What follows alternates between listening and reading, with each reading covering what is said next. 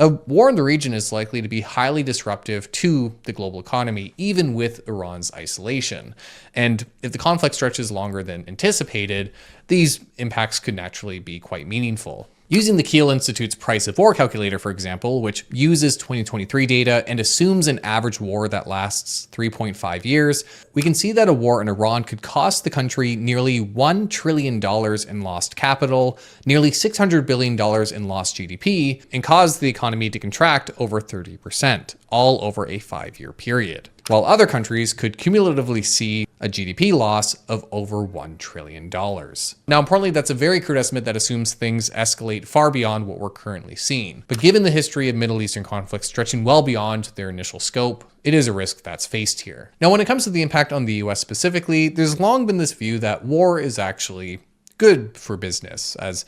evil as that sounds,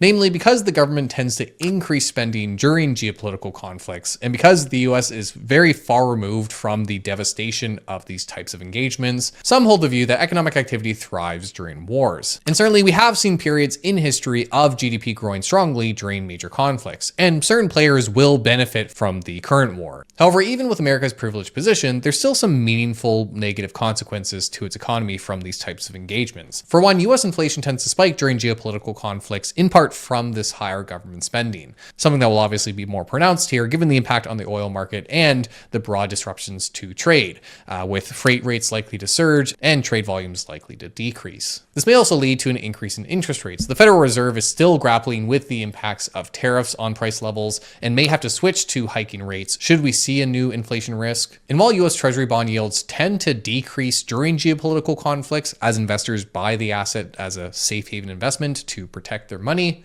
we've so far actually seen yields increase slightly, with fears over inflation seemingly offsetting this factor. Finally, we tend to see US debt increase during wars, again because of that heightened spending, which could prove problematic given the pressure on interest rates and the lost tariff revenue the White House experienced last month from the Supreme Court's ruling that Trump's IEEPA tariffs were illegal. I also won't spend a tremendous amount of time on stocks given the nature of the situation, but